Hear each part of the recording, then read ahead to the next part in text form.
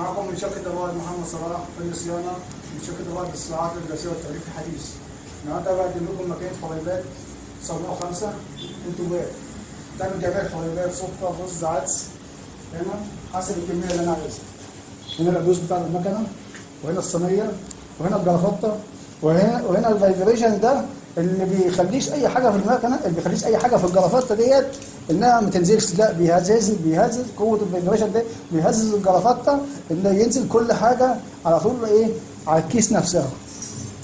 طبعا الصوت اللي هتسمعوه دلوقتي صوت الفايبريشن ده انه من قوته بيهزز الجرافطه انها تنزل المنتج على طول على الكيس على طول بقوه.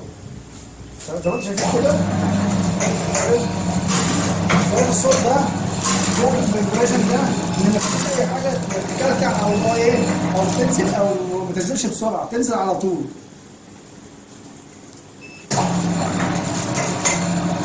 ممكن تعمل شريط او كيس زي ما انتم شايفين كده،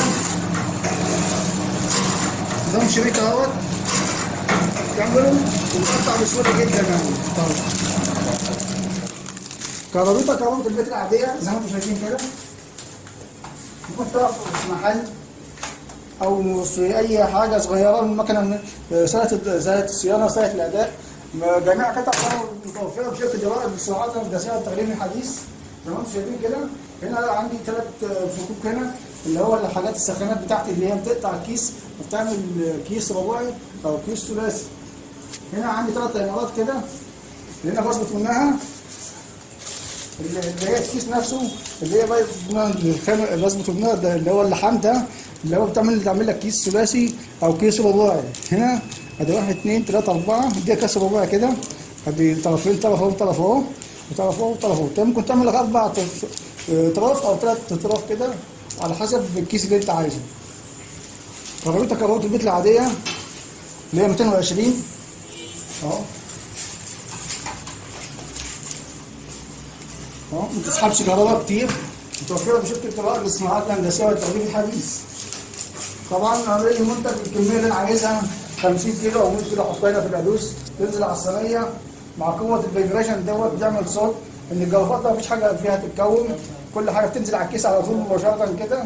سهله الاداء، سهله الصيانه، متوفره بشركه الرائد للصناعات الهندسيه والتغليف الحديث. طبعا حسب الخامه اللي انا عايزها هنا. طبعا عايز كهرباء من هنا من السخانات، هنا بتلحم الكيس هنا بقوه اللي هو التايمرات ده بيخلي لحام قوي، لحام شديد، لحام 100 يعني.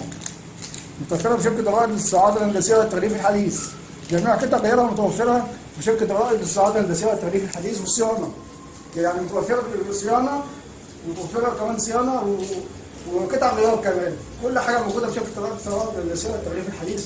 كان معكم محمد صلاح من شركه الرائد للصناعات الهندسيه والتغليف الحديث تحت اشراف مدير الفرع الباشمهندس منذر ماجد منور، مدير فرع حدائق،